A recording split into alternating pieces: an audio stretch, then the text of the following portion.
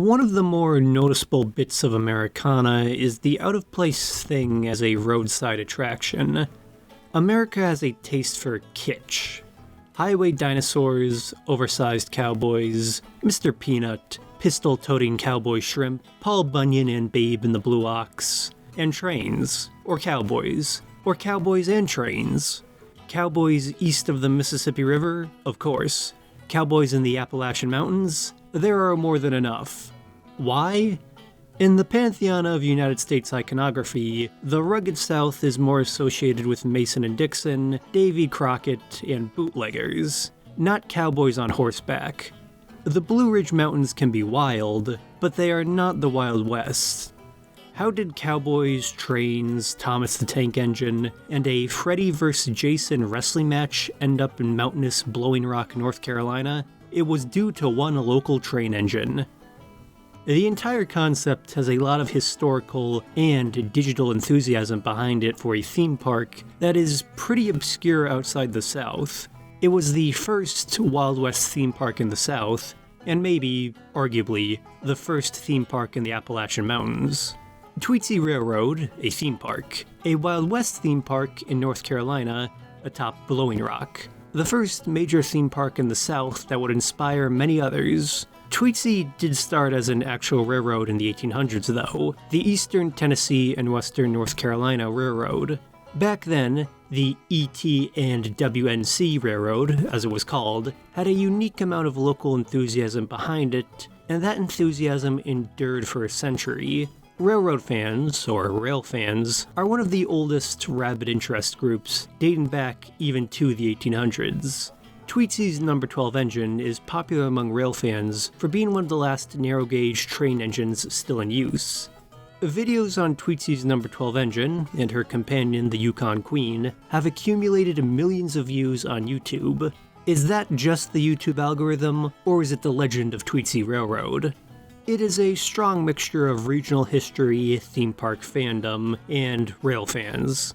The Tweetsie name is one of the oldest things with a definable fandom. The name even predates the founding of the theme park by Grover Robbins Jr. in the 1950s. Tweetsie makes one think about what a theme park actually is, and why it is. Tweetsie has a fan base, it has a wiki, it has an iceberg chart. It is generational. It is one of the most interesting cult followings on the internet. So why do they call it Tweetsie?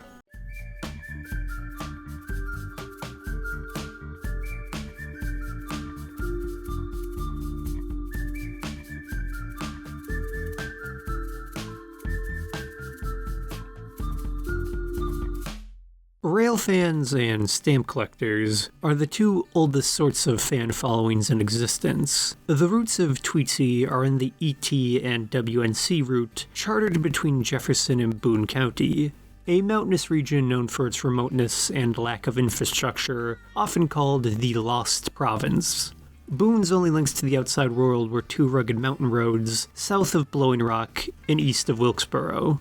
The population of the region came to look upon a railroad, a link to the outside world, and new resources, rather fondly. The original rail line was chartered in 1866 by the Tennessee General Assembly as part of post-Civil War industrial development, but the main length from Johnson City to Cranberry, North Carolina was not completed until 1882, rather late comparatively to railroad expansion across the rest of the continental United States. The delay on construction was due to the steep environment of the Blue Ridge Mountains and financial stress on the railroad from that. Blasting and tunneling was necessary to scale or dig through the mountains. The steep inclines meant a 36-inch rail width, 3 feet, or narrow gauge, was needed to traverse the switchbacks and cliffs of the Appalachians. By 1912 to 1916, the line had been extended to Shoals Mill, outside Boone, to move lumber and ore. It was tough work, a grueling track with 30-degree curves, but the scenery was considered some of the finest in the mountains. It would soon after begin to carry passengers up the mountainside for daily excursions on a full 4.5-hour ride. When the ET&WNC line opened to Boone County in 1918, H.G. Scholl, mayor of Banner Elk, North Carolina, proudly declared, "I remember when the only way for a person to get to Boone was to be born there."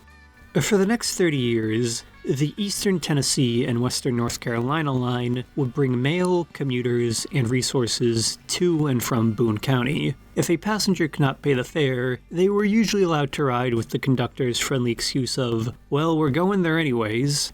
The name Tweetsie came about due to the train's whistle. The ET&WNC ran 13 coal-fired locomotives on the line. The whistle would echo off the mountains into the valley, where it sounded like a shrill bird's call.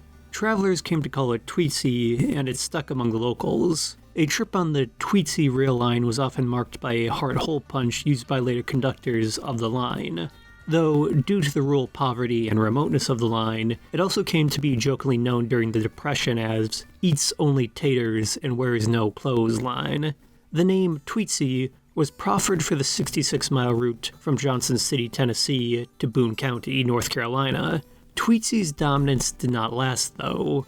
By the 1940s, roads and bridges were allowing more direct access to Boone and its environs. By August 1940, the railroad was unprofitable and neglected during World War II as floods rolled across the Blue Ridge Mountains. The ET&WNC would close on July 13, 1950. 12 of the Eastern Tennessee and Western North Carolina's 13 locomotives will be sold off and scrapped, but the number 12 engine would survive. The number 12 will be bought by railroad fans and, much to the sadness of North Carolina locals, moved to Virginia for display. But Hurricane Hazel would destroy the Virginian tracks, and number 12 was soon up for sale again.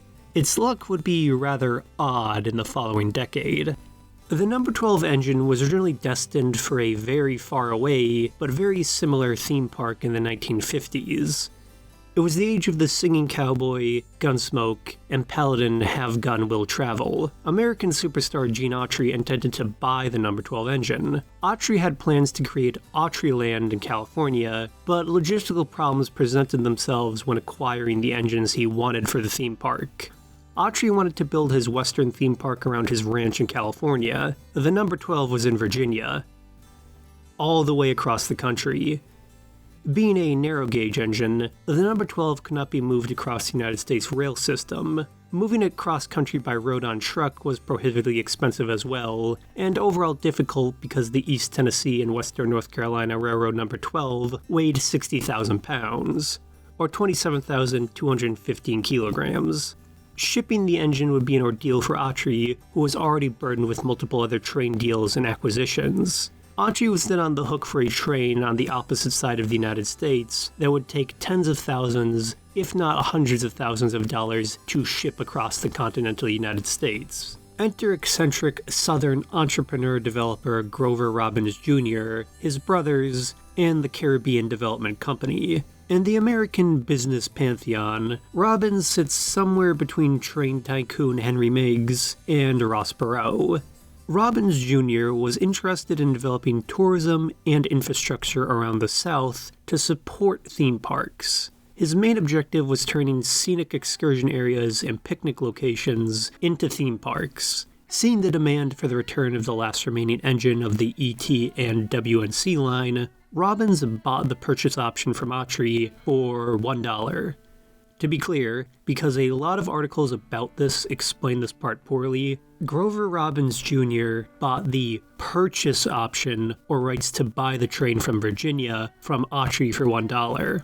Robbins found another narrow-gauge train for Autry in the much closer to California, Colorado. The two struck a deal that benefited their tourist-trap dreams. In 1956, Grover Robbins Jr. and his brothers moved, with some media attention, the ET&WNC number 12 to Blowing Rock, North Carolina. In honor of its history, the train would officially be rechristened the Tweetsie Railroad number 12. By summer 1957, the number 12 would be moved fully to Blowing Rock, a picnic spot, which Robbins acquired on a 50-year lease. The number 12 would become Robbins' biggest attraction at the area.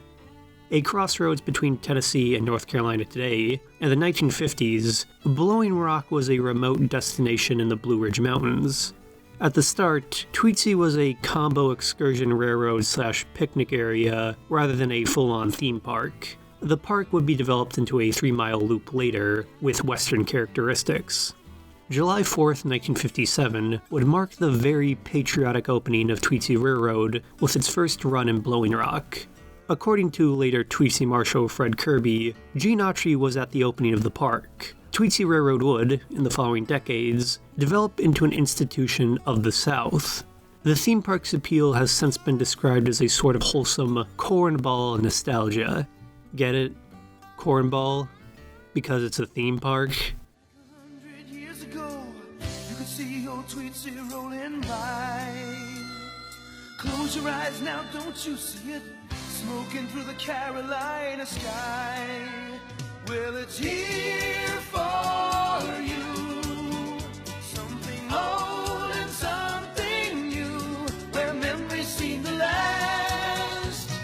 Tweetsie are a blast from the past. Take a trip back in time, winding through the mountains, rolling across the countryside. Pan for gold, see the crafts, see the shows. Well, it's here for you. Something old and something new, where memories seem to last. Tweetsie are a blast from the past. Christopher Robbins, son of Grover Robbins Jr. and the current Tweetsie park owner, has described Tweetsie Railroad's attraction as, "It's a caricaturized depiction of a Wild West that never existed, except in popular culture. We sort of celebrate it and parody it at the same time." Tweetsie is a product of the TV Western craze that swept the United States in the late 1950s and 1960s. Tweetsie is the nostalgia for a period of nostalgia in itself. A Wild West town in the Appalachian Mountains is interesting because how out of place it is. Tweetsie's Marshall, park personality of more than 30 years, was local country singer and TV presenter Fred Kirby. Kirby is somewhat known throughout the wider United States for his 1950s nuclear novelty songs, such as When the Hell Bomb Falls and Atomic Power, though that was written and performed in 1946. Kirby could be seen about the park, and in commercials, wearing his red cowboy sequins. See, that's him right there. Right there. Yeah, that's him. As Marshall, Kirby was the cowboy star of Tweetsie's train shows. These were mock expedition performances given to riders of the train around the park. These shows involved an assortment of Appalachian cowboys fighting off hoaxy bandits and Tweetsie Indians. The Tweetsie tribe, according to Robbins' family folklore, was named as such because Grover Robbins Jr. had Cherokee friends who would prefer he used a fictional tribe instead of a real local one. The Tweetsie tribe lasted until 2020, when the TV Cowboys vs. Themepark Indians aesthetic was replaced by a more boisterous, kinetic pop-cap shootout and slapstick-esque comedy show. As said, Tweetsie Railroad is in the lineage of TV westerns and cornball Americana, though it attempts to update that idea and salesmanship every few decades. Literally cornball because it is a theme park, remember?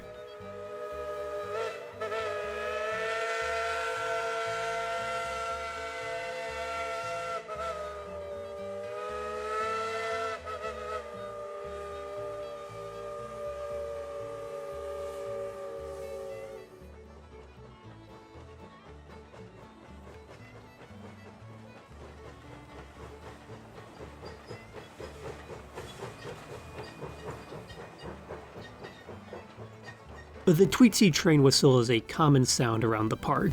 Tweetsie is home to two narrow-gauge locomotives. The original number 12 locomotive, which was forged in the Baldwin Locomotive Works in Philadelphia in 1917. Then the other is the Yukon Queen, the number 190 locomotive that was built in 1943.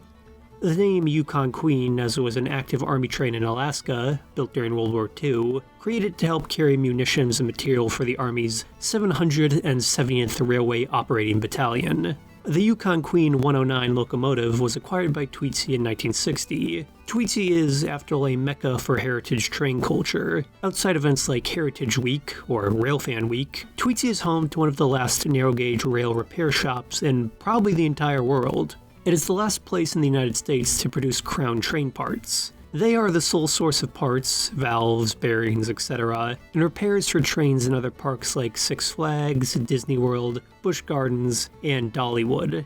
They take trains seriously at Tweetsie Railroad. It's part of the park's identity. Whoa, they even got Thomas here. Tweetsie has survived because of novelty and generational historical appeal. As either the ET&WNC or Tweetsie, the train has been around for more than a century and has loyalty because of that. There are Tweetsie Railroad goers whose great-grandparents rode on that train, grandparents rode on that train, parents rode on that train, and they, and likely their children, ride on that train. The train is older than the entire park. Granted, it's a bit of a ship of Theseus thing, but there is a historical spirit there.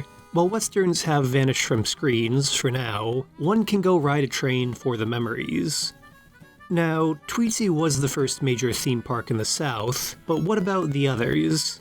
There have been secondary, competitor, and, in at least one case, arguable rip-offs to Tweetsie. Grover Robbins Jr. created Tweetsie on a build it and they will come basis, or a build a park in the South and modern tourism infrastructure will develop around it basis. This meant other parks would pop up alongside it. Many of these would also be built atop hills/mountains like Tweetsie, as those were just popular locales in the South. That's a common thing in the South apparently, because many of these parks were developed over former scenic picnic areas, accessed usually by ski lifts. It worked for some, but for others... In 1961, buoyed by the growing success of Tweetsie Railroad, the Robbins brothers opened Rebel Railroad in Pigeon Forge, Tennessee. Rebel Railroad was more or less Tweetsie Railroad No. 2, Tennessee Boogaloo, but with a Civil War/frontier town theme instead of an outright Wild West theme. The Confederate kitsch was meant to take advantage of the Civil War centennial in the United States. The number 192 USATC S-118 class train Robbins acquired, sister to Tweetsie's Yukon Queen, became the park's Rebel Railroad. Instead of cowboys and Indians, the train performances were about Union soldiers raiding Confederate rail lines during the Civil War. But there were also cowboys and Indians there too sometimes. It was a little messy. Robbins was not too committed to the Civil War gimmick, and Rebel Railroad was renamed Gold Rush Junction by 1966, after the centennial passed. It helped make the gimmick make more sense, but it was still kind of out there. The park was made over with a boomtown theme and, for 1 year, was simply known as Gold Rush. By 1970, probably tired of the commute, the Robbins brothers sold the park to the, weirdly enough, Cleveland Browns football team. By 1976, Gold Rush Junction was acquired by the Herschen brothers, Jack and Peter, who owned the Silver Dollar City theme park in Branson, Missouri. They expanded the park and gave it a 1880s theme. Gold Rush Junction then became Silver Dollar City, Tennessee, which I think the brothers realized was an awful name. That changed. In 1982, country superstar Dolly Parton mentioned she was interested in opening a theme park, but had no idea where or how to go about it. In exchange for branding rights, she ended up as a 50-50 owner of Silver Dollar, which was rebranded as Dollywood by the Herschen brothers. The train that runs on Dollywood today, the Dollywood Express, is still the number 192 Grover Robbins Jr., acquired all the way back in 1960. Yes, that means Dollywood is technically a spin-off of Tweetsie Railroad, a dark secret you can learn on the park's Wikipedia page. What about a rip-off of Tweetsie Railroad? Rimrock Railroad was a frontier town located in Norton, Virginia. The entire 950-acre park can mostly be considered lost media because not much information remains from its 6-year existence from 1968 to 1974.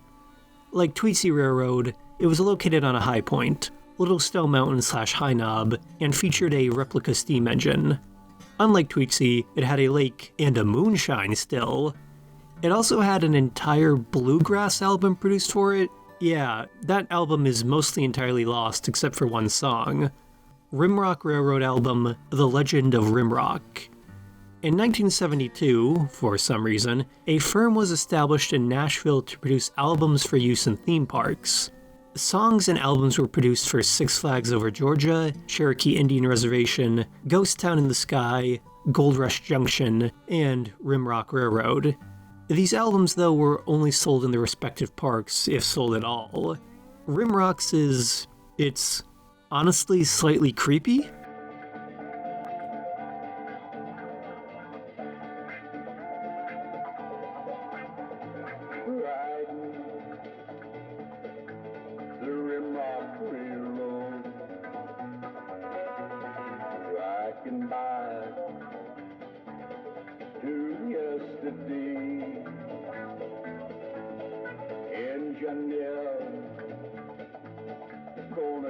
you through all those years to the rim and back again on the Rimrock Railroad. Rimrock Railroad and Recreation Area was closed in 1974. It's not entirely clear as to why, but it was most likely due to monetary reasons or a lack of interest in maintaining the park and area. There is a Facebook page run by the supposed family who owned Rimrock. By now, though, the youngest people who would remember Rimrock while it was open would be in their early 50s. It is obvious Rimrock was lower budget than Tweetsie just by looking at the pictures and slim video footage. The park was closed by the 70s, but the Rimrock engine ended up sold about Virginia. By the 1980s, it was outside the old Cheyenne in McClure, Dickinson County, Virginia. It can be seen in the background of some local news footage from the area, such as during the 1980s Virginia miners' strike. By 1997, that number 66 engine from Rimrock was moved to the Natural Tunnel State Park in Lee County, Virginia. The plaque on the engine thanks George Honeycutt Sr., Pepsi Inc. of Norton, Tennessee Rail Fan Club, Kenny Fannin, and the Natural Tunnel State Park staff and volunteers. I also have to thank Retro Roy for providing me some of this information and local gossip. Despite the obscurity of Rimrock today, traces of its Americana are scattered about the Appalachians and the imagination of locals. What about an out-of-place locale more than an out-of-history locale? The Land of Oz was another Grover Robbins Jr. project. The Land of Oz has been covered extensively in other videos because it was one of the first major urban exploration areas in the United States, aka an abandoned theme park that was pretty easy to get into. Located on Beach Mountain, the park was a collaboration between Robbins and artist Jack Penitz, a surreal Wizard of Oz theme park located deep in the misty Appalachian Mountains. While successful after its opening in the early 1970s, Oz's fortune took a turn for the worse after the death of Grover Robbins Jr. Then, the Carolina Caribbean Corporation filed for bankruptcy in 1975. Between 1978 to 1980, the park, hit by the gas crisis, would decline due to falling attendance, a major fire, and the supposed theft of props from the MGM movie owned by the park, though that last point has never been proven. It closed in 1980. In the decades since, Land of Oz has served as an area of urban exploration, and, in the last 20 years, has seen a major revival due to the appeal of a surreal slice of L. Frank Baum's Land of Oz being located in North Carolina. Plenty of vandals and explorers traveled to the Land of Oz during its closed years, and even some old employees. Now, owned by Emerald Mountain Inc., the park has seen frequent seasonal openings and tours since the 1990s. Autumn at Oz and Journey with Dorothy in June are offered as official explorations of the park, with hopes for an expanded schedule in the future. The funds acquired from these guided seasonal tours go towards restoring the park for a speculative, full-scale restoration and possible future opening. Who knows? Maybe someday over the rainbow. Another less fortunate competitor to Tweetsie is/was Ghost Town in the Sky in nearby Maggie Valley. That is/was is important in regards to Ghost Town in the Sky, or Ghost Town Village, or one of the many names it's been known as throughout the years. Ghost Town in the Sky, throughout its long history as Ghost Town in the Sky at Ghost Mountain Park, has been an on and off ghost town/theme park. The park's success sat above Rimrock Railroad, but below Tweetsie Railroad. Opened by theme park developer R.B. Coburn in 1961, like all these other theme parks, Coburn built the park at the top of a mountain, Buck Mountain.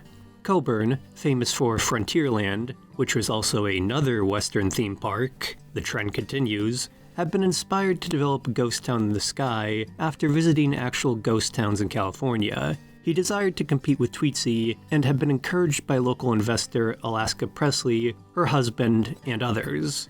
Ghost Town was remarkably more remote and inaccessible than the other Tweetsie-inspired parks, though. That would be both an asset and a problem. Since 1962, a ski lift had been used to reach the mountaintop park. The ski lift was actually the second longest in the United States at 3,370 feet. The ghost town's claim to fame, being unable to compete with Tweetsie on sheer scale or monetary value, was its remoteness and scenic views. Despite appearances by country stars such as Mel Tillis and the Statler Brothers in 1983, installing the Red Devil roller coaster in 1988, and attempts at modernization, Ghost Town was on a steep decline by the 1990s. It was buoyed more by local nostalgia than by tangible financial success. By the 2000s, the park would be unceremoniously closed after a July 2002 ski lift malfunction left passengers hanging on the ski lift for 2 hours. By 2006, after ownership had occasionally shifted in the past 2 decades, Coborn more or less sold the entire park to Alaska Presley and the other investors. A 360-degree vertical loop, followed by a series of banked, high-speed turns. Riders are gonna pull 2G. They're accelerated to over 50 miles per hour at some points. And at others, weightless. it will be the most exciting roller coaster ever. Well, this all looks fine, gentlemen. But can you build it up there? The Cliffhanger roller coaster opening. It had a rough history, and would unfortunately continue to have a rough history. The park's modern history is complicated, depressing, and really too involved to go in depth here. One event, though, did have a performer being shot by a real gun when they were supposed to be using fake guns. Not sure how that happened, but people insist the park is not cursed. Despite an honest effort by Alaska Presley, Ghost Town saw a few difficult openings throughout the 2010s, but the decline was visible in attendance and even in the look of the park, becoming a literal ghost town by the 2020s. While Presley was dedicated to the park, it was a money sink. After her death on April 8, 2022, the park's fate is now held in legal dispute and is now more known as an area of urban exploration than as the actual theme park it once was. A literal ghost town in the sky. But hey, Mr. Beast made a video there, so it can't all be that bad, right? So why has Tweetsie lasted and endured so much longer than its competitors? One could always claim location, and that is true in some regards to Ghost Town in the Sky, but contrast that with Tweetsie's origins as also being a remote theme park. Then what about Rimrock Railroad or Land of Oz? Neither of those parks had Tweetsie's inbuilt relevancy from the start. Rimrock Railroad was an imitation, and Land of Oz's relevancy was based on fickle popular culture. That comes and goes. The name Tweetsie has been ingrained in the eastern Tennessee and western North Carolina region and train culture for a century. The Robbins brothers knew what name recognition and historical heritage were worth. Today, Tweetsie even has an international fan base due to the emergence of online railroad nerds. There's Tweetsie Minecraft videos, Tweetsie Roblox videos, and even a fan-proposed Tweetsie Lego set. Once again, Tweetsie videos have millions of views on YouTube. Is it due to the park? Is it due to the trains? Is it due to this video? Well, it's not due to this video. Tweetsie Railroad has an interesting internet presence overall. How many other theme parks have a wiki? What other theme parks do people search for a wiki for? Granted, Tweetsie's is not a complete wiki, but what other theme parks have associated wikis? It appears to be the work of about 2 or 3 people, but there are pages for rides, characters, and foods. An article for park history, one about the Wild West train adventure, one about Dr. Flimflam's Rainmaker show. There's a Tweetsie Railroad TV tropes page. Lost media? Plenty. There was a Magic School Bus live show in the 2000s, then claims of a Ghostbusters-themed routine at the Palace Saloon during the 1980s, then the Hacienda area. You can rent it out for private events, so it's not really lost, it's just sort of sectioned off as far as I understand. A Tweetsie Railroad iceberg? Yep. Why? Who knows? Did you know Phineas P. Peppercorn of Professor Peppercorn's Amazing Medicine Show reappeared in 2011 as a mad scientist in the Ghost Train Halloween Festival? Yep, Tweetsie Railroad has lore. Tweetsie has killer aesthetics on Halloween, by the way. Their Halloween event has trick-or-treating, a haunted house, a creepy carnival, a boneyard, and this guy. The Ghost Train is real-life carnival stuff. Look at this. No wonder people like Tweetsie. Tweetsie also hosted a Freddy vs. Jason event in 2007.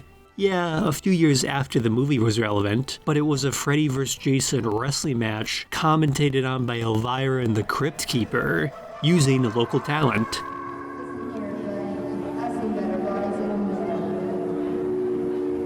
Tonight, ladies and gentlemen, in the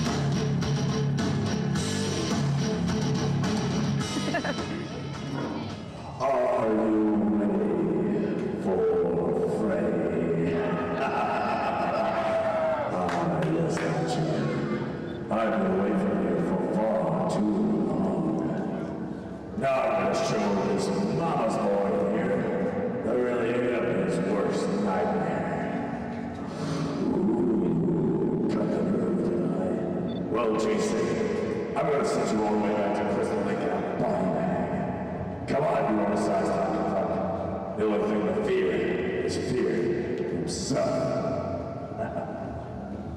All right, you two. I want a good, clean fight, you understand? All right, then. Let's get it on! Did they have the legal rights to do this? It does not matter. This should have been Freddy vs. Jason instead of that 2003 movie.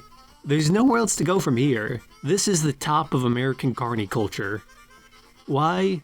Because, Tweetsie, you're a blast from the past.